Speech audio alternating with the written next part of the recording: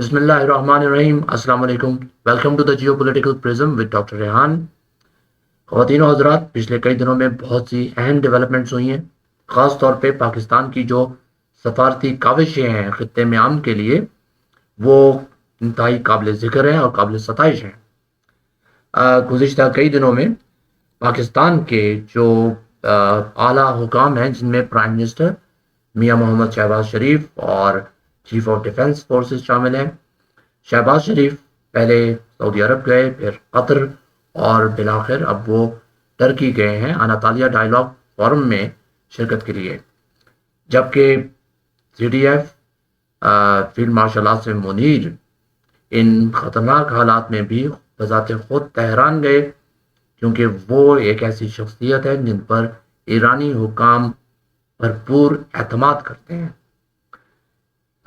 ایران کے foreign minister, deputy speaker, جو speaker اور پریزیڈنٹ ہیں، ان سب سے انہوں نے ملاقاتیں کی اور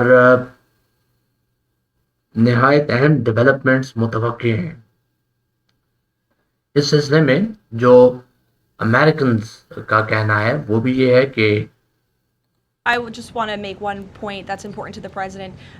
The Pakistanis have been incredible mediators throughout this process, and we really appreciate their friendship and their efforts to bring this deal to a close. So they are the only mediator in this negotiation. While there have been many countries around the world who want to offer their help, the president feels it's important to continue to streamline this communication through the Pakistanis, and so that's what continues to take place.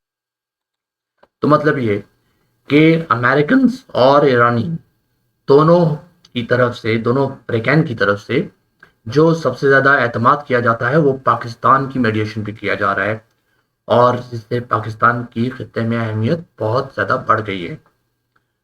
اور یہ یاد رہے کہ پاکستان پہلی دفعہ اتنا اہم role ادا نہیں کر رہا. اس سے پہلے ایران عراق جنگ میں بھی اس جنگ کو رکوانے میں پاکستان نے 1988 میں انتہائی اہم کردار ادا کیا. اب سوچنا یہ ہے کہ کیا ان کاوشوں کے نتائج جو ہم جن کی ہم توقع کر رہے ہیں، کیا وہ نتائج حاصل ہو سکیں گے؟ اس پر ہم مزید بات کریں گے. لیکن اگر پاکستان کی جو خارجہ پالیسی ہے اس کے متعلق دیکھا جائے تو پاکستان کی اناطالیہ ڈپلومیسی فورم میں شرکت اور پاکستان کے ساتھ ساتھ سعودی عرب، مصر اور ترکی کی اس فورم میں شرکت انتہائی اہم قدم ہے.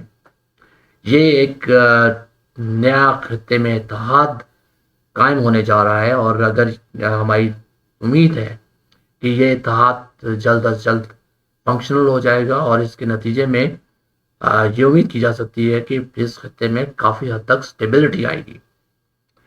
یہ چار اس خطے کے مضبوط ترین ممالک ہیں، اور ان چاروں ممالک کے آپس میں دفاعی اور تجارتی تعلقات کے بڑھنے سے یقیناً خطے پر بہت اچھا اثر پڑے گا. اب جس طرف ہم آنا چاہ رہے ہیں وہ یہ کہ کیا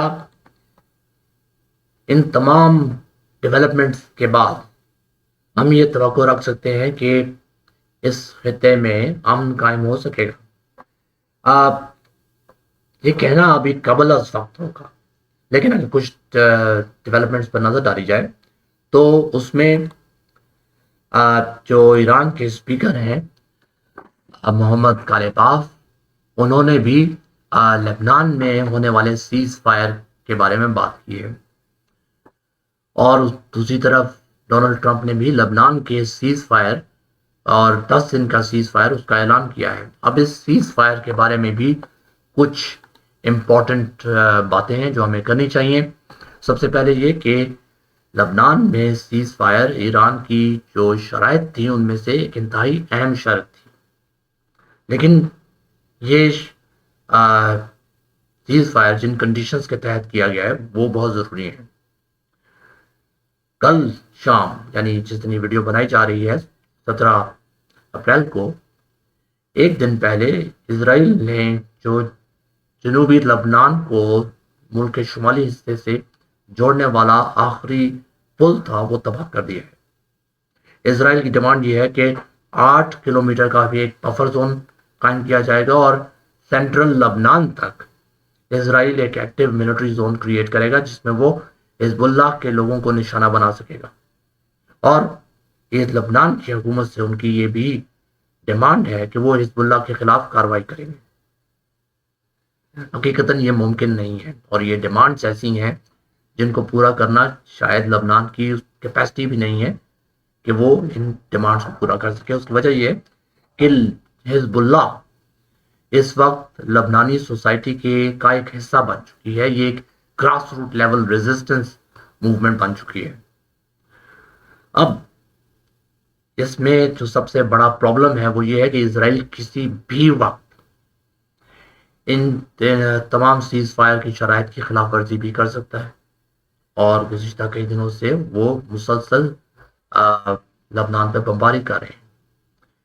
اسرائیل کا اس سے پہلے وتیرہ بھی یہی رہا ہے کہ وہ پہلے ایک علاقے میں سیز فائر کریٹ کرتے ہیں، وہاں پہ بفر زون کریٹ کرتے ہیں، اور اس کے بعد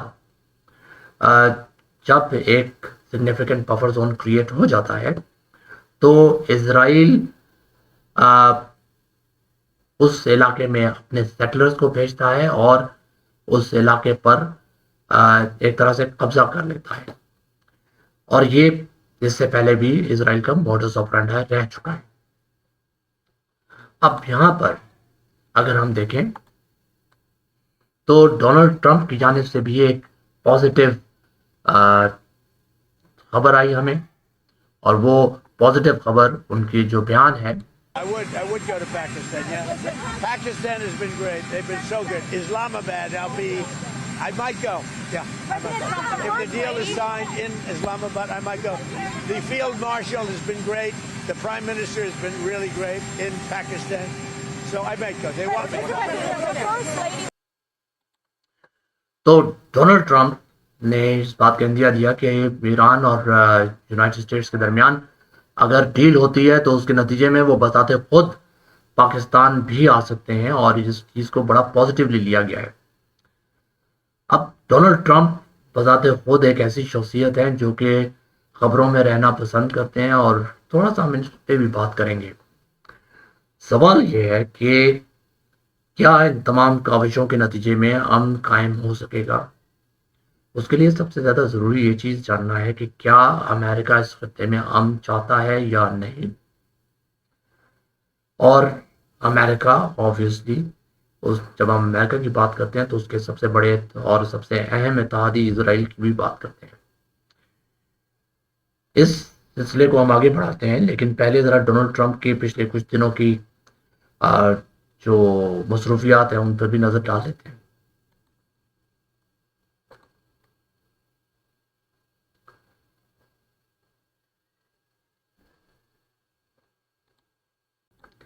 اب ایک طرف جہاں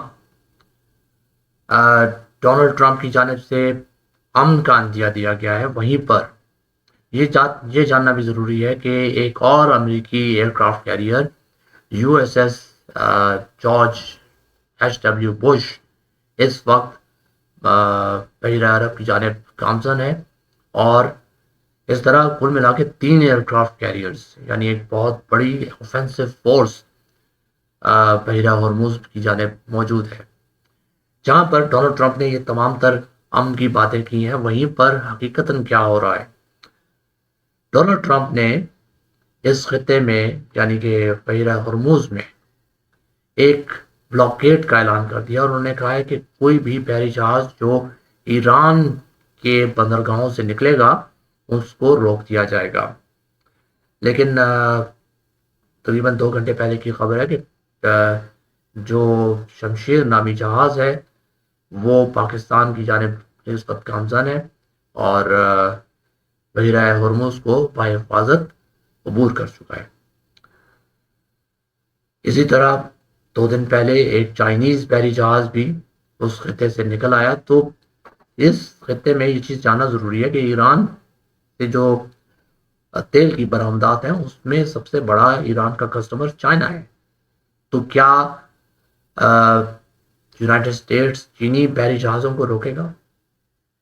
اور اگر چینی بحری جہازوں کو روکا جاتا ہے تو اس کے کیا نتائج نکلیں گے، یہ بھی ایک انتہائی اہم چیز ہے. لیکن اس سب کے ساتھ ساتھ ڈونلڈ ٹرمپ اور اس کے ساتھ جو اس کی کیبنٹ ہے اس میں انتہائی انٹرسٹنگ حضرات موجود ہیں.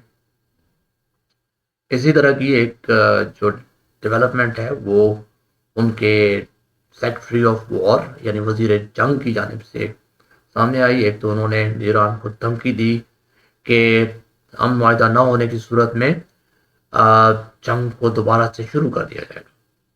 اور اس چیز کو ایمفسائز کرنے کے لیے پیٹر ہیگسورتھ نے ایک بائبل کی ورس کوٹ کی. ذرا سنتے ہیں اس کو. Reflect Ezekiel 25:17. So the prayer is Caesar 25:17, and it reads, and pray with me, please. The path of the downed aviator is beset on all sides by the iniquities of the selfish and the tyranny of evil men. Blessed is he who, in the name of camaraderie and duty, shepherd the lost through the valley of darkness, for he is truly his brother's keeper and the finder of lost children. And I will strike down upon thee with great vengeance and furious anger those who attempt to capture and destroy my brother. And you will know my call sign is Sandy 1 when I lay my vengeance upon thee. And amen. So thank you for joining us this month, every month. Thank you for. Now, if you want to quote a fake Bible verse, I would suggest that at least try and mimic Samuel L. Jackson. یہ جو Bible کی ورس انہوں نے کوٹ کی یہ ایک بڑی مشہور مووی ہے، کوئنٹن ٹیرنٹینو کی ڈائریکٹڈ مووی ہے پلپ فکشن. آج کل کی موجودہ نسل تو نہیں لیکن ہماری جو جنریشن ہے اس نے اس کے دور میں یہ پلپ فکشن بڑی مشہور مووی تھی اور یہ بائبل کی ایکچوئل ورس نہیں ہے. اب اس طرح کی چیزوں سے آپ کو جو ٹرمپ کی ایڈمنسٹریشن ہے اس میں لیول آف سیریسنس کا بھی اندازہ ہوتا ہے. اور بذات خود ڈونلڈ ٹرمپ بھی اگر آپ ان کی گزشتہ کچھ دنوں کی حرکات دیکھیں تو اس میں بھی آپ کو ایک بڑی اہم ڈیولپمنٹ نظر آئے گی جو ڈونلڈ ٹرمپ اور پوپ کے درمیان ایک کلیش کی سی صورتحال ڈیولپ ہوئی. ڈونلڈ ٹرمپ نے ایک امیج پوسٹ کیا اور اس امیج کے اندر یہ اوریجنل امیج ہے. بیسیکلی آپ کو left side of the screen میں نک ایڈمز ایک ایکس کے یوزر ہیں، انہوں نے یہ امیج پوسٹ کیا تھا اوریجنل. اور دوسری طرف سینٹر میں جو آپ کو امیج نظر آ رہا ہے یہ وہ امیج ہے جو ڈونلڈ ٹرمپ نے پوسٹ کیا ہے. ان دونوں امیجز میں آپ کو ایک بڑا اہم فرق نظر آئے گا. بلو سرکل میں آپ کو جو اوریجنل امیج ہے یہ نظر آ رہا ہے، جبکہ جو ڈونلڈ ٹرمپ نے امیج پوسٹ کیا اس میں بھی ایک چھوٹا سا ڈفرنس آپ شاید دیکھ سکیں. یہ امیج پوسٹ کرنے کے کچھ دیر بعد ڈونلڈ ٹرمپ نے اس کو ڈیلیٹ کر دیا، لیکن اس سے پہلے ایک اور یہ جو امیج آپ دیکھ رہے ہیں یہ بھی ایک دفعہ ڈونلڈ ٹرمپ پوسٹ کر چکے ہیں. ڈونلڈ ٹرمپ کی ایکسپلینیشن یہ تھی کہ وہ اس امیج میں اپنے آپ کو ایز اے ڈاکٹر ریپرزینٹ کر رہے تھے جو کہ بیماروں کو شفا دے رہے تھے.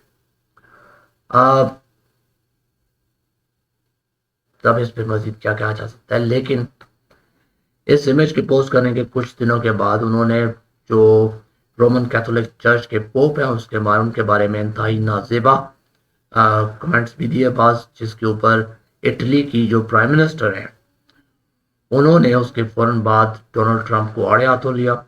اور اس کے علاوہ انہوں نے یہ بھی کیا کہ اسرائیل کے ساتھ جتنی بھی ان کی ڈیفنس ڈیلز تھیں ان کو منسوخ کر دیا. اب اس ساری ڈیولپمنٹ کے بعد جو پوپ کی جانب سے رپلائی کیا گیا جب بار بار مذہب کی آڑ لی گئی ٹرمپ ایڈمنسٹریشن کی طرف سے جنگ کو کنٹینیو کرنے کے لیے. تو اس کے بعد جو پوپ ہے ان کی جانب سے بھی ایک بیان سامنے آیا جس میں انہوں نے کہا وہ to those who manipulate religion and the very name of God for their own military economic and political gain, dragging that which is sacred into darkness and filth. یعنی یہ انہوں نے ایک طرح سے ان لوگوں کو برا کہا جو کہ ریلیجن کو, دین کو مینیپولیٹ کرتے ہیں اور اپنے ذاتی ملٹری, اکنامک اور پولیٹیکل فائدے کے لیے, اور جو چیز سیکرٹ ہے یعنی مقدس ہے اس کو وہ اندھیرے اور گندگی کی جانب لے کے جا رہے ہیں. خیر ڈونلڈ ٹرمپ ایک طرف تو ان کا پوپ کے ساتھ جو مسائل ہیں وہ جاری تھے, لیکن ڈونلڈ ٹرمپ کی جانب سے پھر اس کے بعد ایک اور بڑی انٹرسٹنگ ٹویٹ سامنے آئی. ہم تھوڑا سا ان کی شخصیت کو سمجھنے کی کوشش کر رہے ہیں. ڈونلڈ ٹرمپ نے آرٹمس 2 جو کہ یونائٹڈ اسٹیٹس کا چاند کی جانب مشن تھا, اس کے بعد بھی ایک ٹویٹ کی, ٹروتھ سوشل کے اوپر انہوں نے ایک پوسٹ کی. ذرا اس پہ بھی ایک نظر دوڑاتے ہیں. Our beautiful, beautiful planet as photographed by the Artemis astronauts. Isn't that amazing? It is amazing, right? The great big globe.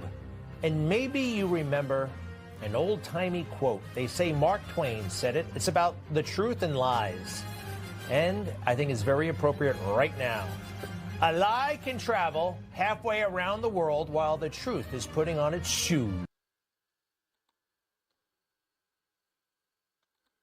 اب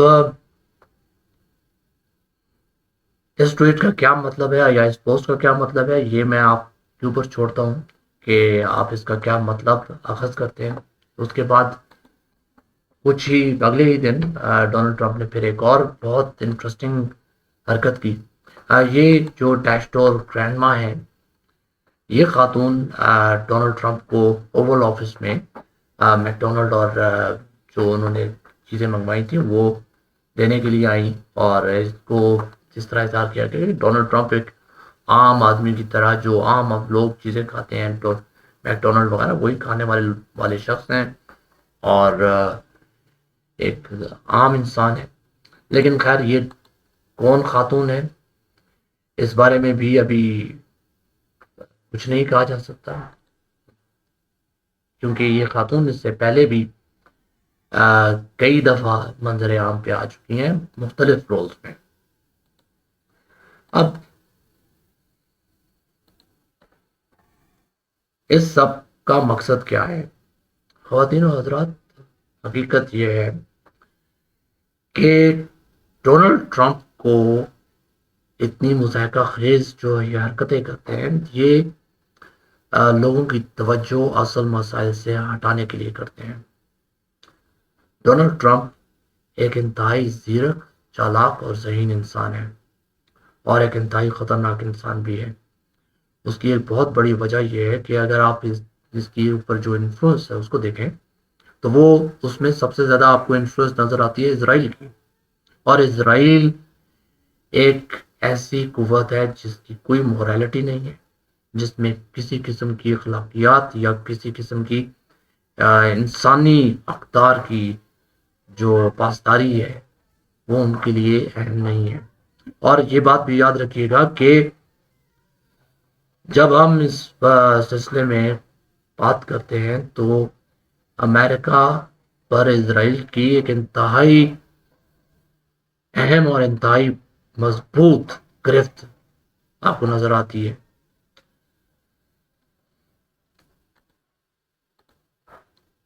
Israel. Hold on. And he loves Israel too. It's true. 2 seconds. 6 years ago, I was up here, and I said, "This is our first Jewish president. This is our first Jewish president. This is our first Jewish president." It's true. Now he's the first Jewish president to serve 2 not consecutive presidencies. We thank you for everything. We thank you.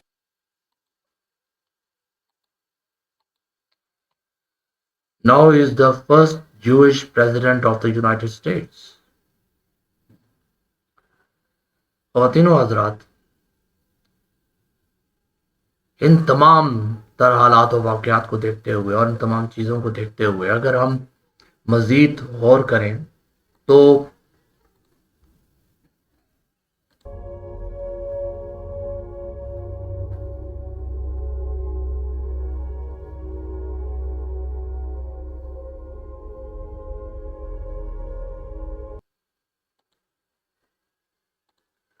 یہ بات سامنے آتی ہے کہ جو کچھ نظر آ رہا ہے وہ حقیقت نہیں ہے. بہت کچھ پردے کے پیچھے ہو رہا ہے اور بہت کچھ ایسے طریقے سے ہو رہا ہے جس کو شاید ایکسپلین کرنا اتنا آسان نہیں ہے. ہم سب اس بارے میں امید کر رہے ہیں کہ امن بالآخر قائم ہو جائے گا، لیکن حقیقت یہ ہے کہ زیادہ تر لوگوں کی نظر شطرنج کے مہروں کی جانب ہے. شطرنج کی بساط کو بہت کم لوگ دیکھ رہے ہیں. خواتین و حضرات، حقیقت یہ ہے کہ میں یوٹیوبر نہیں ہوں اور یوٹیوب کے جو الگورتھمز ہیں اور جو اس کی مونیٹائزیشن پالیسی ہے اس کو دیکھنے کے بعد مطلب 1000 سبسکرائبر اور 4000 واچ آورز، میرے جاننے والے کئی حضرات ہیں جنہوں نے یوٹیوب چینلز کھولے ہوئے ہیں، کئی سال سے انتظار کر رہے ہیں اور ابھی تک ان کے یوٹیوب چینلز مونیٹائز نہیں ہوئے. تو کیا ہم یوٹیوب مونیٹائزیشن کے بارے میں سوچیں یا پھر اگلے چند ماہ میں اور چند سالوں میں آنے والے جو حالات ہیں اس کے لیے ایک مؤثر پیغام کو عام کرنے پر زیادہ توجہ دیں؟ Ladies and gentlemen, this means that the gloves are off. اگر میں صرف مونیٹائزیشن کے بارے میں سوچوں تو اس میں مجھے بہت وقت لگ جائے گا، اور میں کیونکہ ایک ٹیچر ہوں، میرے لیے ہر روز ایک ویڈیو بنانا ممکن نہیں ہے. میں لیکچرز سے پہلے تیاری کرنا مناسب سمجھتا ہوں. تو جس دن میرے لیکچرز ہوتے ہیں اس دن میں ویڈیو نہیں بنا سکتا. ویڈیوز وغیرہ آپ کو زیادہ تر ویکینڈز پہ ہی ملیں گی. لیکن اب میرا فوکس ایک ایسے پیغام کو عام کرنے پر ہوگا جو امت مسلمہ اور پاکستان کے لیے اہمیت رکھتا ہے، اور ہمیں بحیثیت انفرادی طور پر، بحیثیت مجموعی ایک قوم اور ایک امت کے طور پر آنے والے حالات کے لیے تیار کرنے کے لیے ہمیں مدد دے سکتا ہے. چینل کے ساتھ جڑے رہیے، آنے والی ویڈیوز بہت انٹرسٹنگ ہوں گی. شکریہ.